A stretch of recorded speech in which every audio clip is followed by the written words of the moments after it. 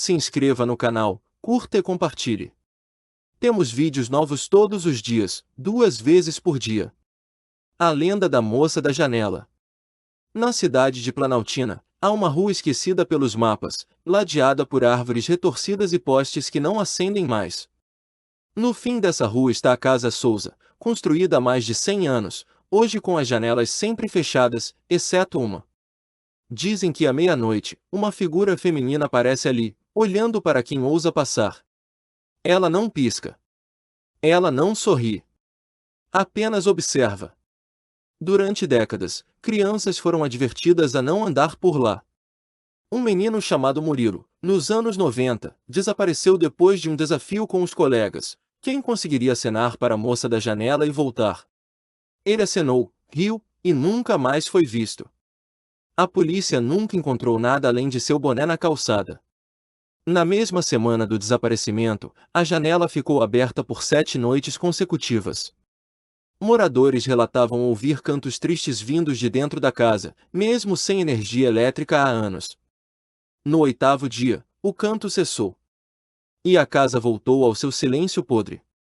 Os mais velhos contam que a casa pertenceu a uma jovem chamada Clarice, que foi prometida a um homem muito mais velho.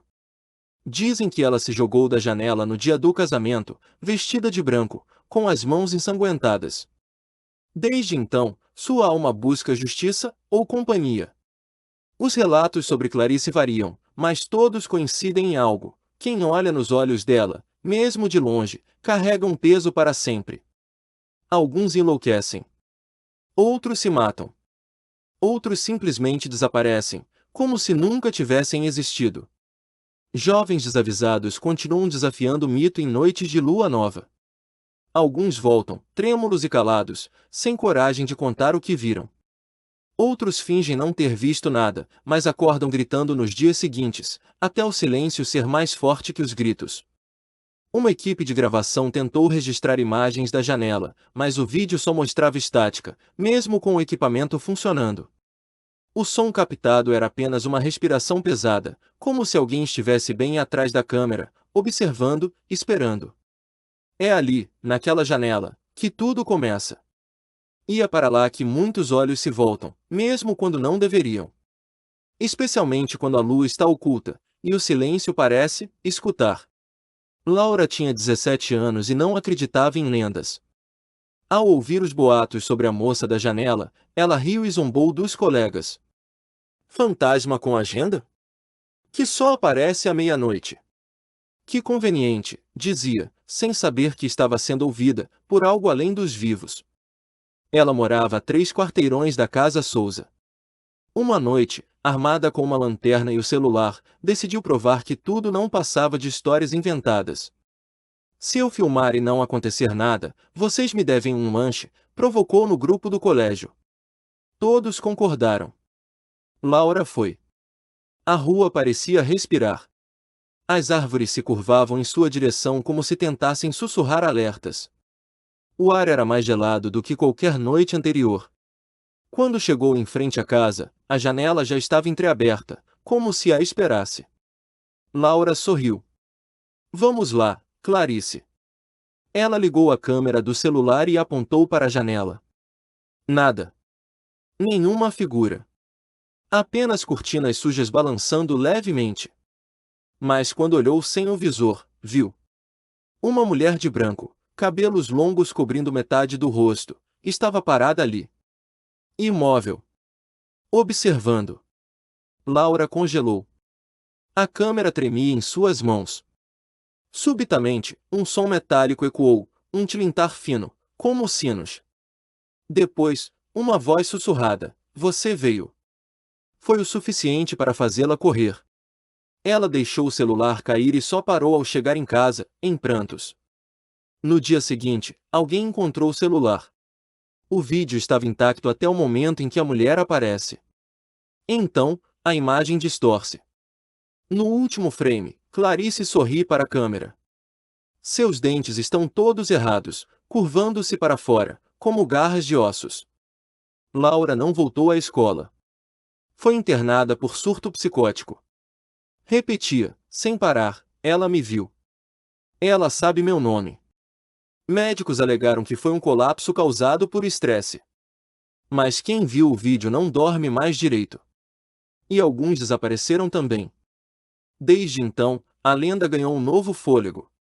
A janela está mais ativa.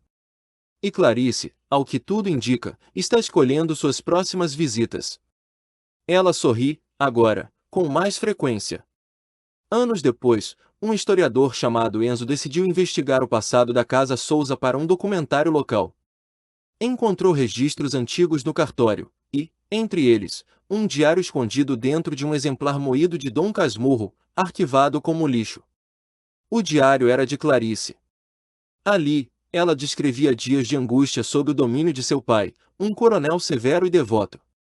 Ela se apaixonou por um professor, mas foi proibida de vê-lo. O pai ameaçou matá-lo. Clarice relatava escutar vozes à noite e ter visões de sua própria morte.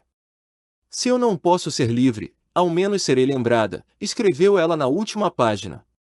Havia marcas de lágrimas borrando a tinta, junto a algo estranho, manchas que pareciam sangue seco.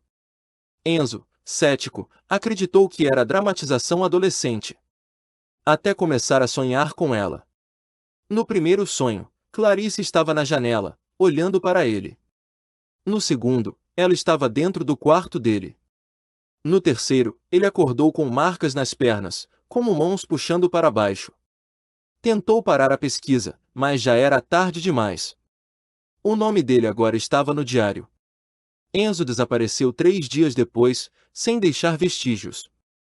O diário sumiu com ele. Tudo o que restou foi uma única frase rabiscada na parede de seu apartamento: "O passado ainda respira, e ele me chamou pelo nome." A tinta usada? Sangue. Desde então, a história de Clarice deixou de ser apenas uma lenda para os estudiosos. É um aviso. Um ciclo que se reinicia com cada novo curioso. E o diário ainda aparece, de tempos em tempos, em mãos erradas. A janela agora parece observar os que estudam demais. O saber tornou-se um convite para o abismo. Clarice, ao que tudo indica, quer ser compreendida, mas odeia ser questionada. Mãe Lourdes, uma senhora conhecida na região por lidar com entidades e rezas antigas, revelou que o espírito de Clarice estava preso entre véus. Havia, segundo ela, um ritual para selar a janela, mas os ingredientes eram difíceis, e o risco, mortal.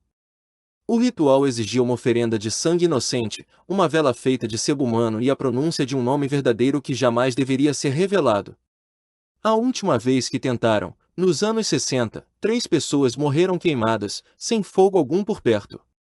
Mesmo assim, um grupo decidiu tentar novamente. Jovens do ocultismo, liderados por um rapaz chamado Samuel, se reuniram na casa com os elementos. A janela os esperava, aberta. Tudo corria bem até a última parte, a pronúncia do nome proibido. Samuel hesitou. Quando falou o nome, a casa tremeu. Gritos se espalharam pelas paredes. Os vidros estouraram todos de uma vez. E Clarice apareceu, desta vez fora da janela, parada na sala, com os pés flutuando alguns centímetros do chão. Dos 5 jovens, só um sobreviveu. Ele foi encontrado nu, coberto de fuligem, murmurando: ela está solta, antes de ser levado ao manicômio. A janela nunca mais fechou desde então. E agora, Clarice pode sair, quando quiser. Os moradores próximos relatam sentir umidade constante nas paredes, mesmo em dias secos. Cheiros de flores apodrecidas. E vozes que dizem: "Venha ver a janela." A rua inteira começou a ser evitada até por entregadores. O fim da rua se tornou um não lugar. A presença de Clarice se estende.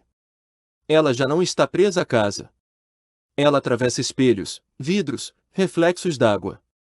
E aqueles que a veem, mesmo de relance, são marcados. Em uma madrugada chuvosa, uma senhora de 80 anos, chamada Dona Irene, decidiu contar o que sabia. Morava ao lado da casa desde os anos 40 e guardava o maior dos segredos. Ela fora empregada da família Souza e viu Clarice morrer, não por suicídio, mas por assassinato. O próprio pai a empurrou pela janela após um ritual de purificação, achando que ela estava possuída. Clarice gritava o nome do professor enquanto caía. Dona Irene, com medo, nunca contou a verdade. Mas a culpa a corroía, e agora ela queria paz. Naquela noite, ela escreveu tudo e deixou ao lado da cama. Mas antes de terminar, a luz piscou. E uma figura feminina apareceu no espelho do banheiro. Dona Irene tentou rezar. Mas a oração foi abafada por um sussurro: "Você mentiu por tempo demais."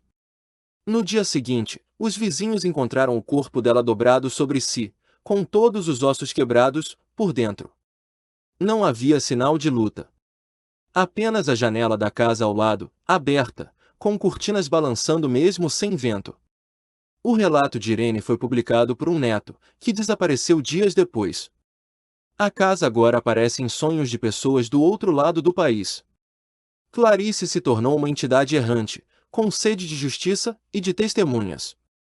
Hoje, dizem que basta ouvir essa história para ela saber quem você é.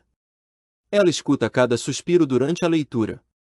E se você chegou até aqui, talvez já tenha sentido um arrepio, ou ouvido um leve toque na sua janela. Mas não olhe. Nunca olhe. Se você sente que essa história merece continuar sendo contada, considere nos apoiar no Apoia-se. Com sua ajuda, podemos trazer mais histórias sombrias como esta à tona, explorando os mistérios que assombram nossa imaginação. https://apoia.se/aleatoriode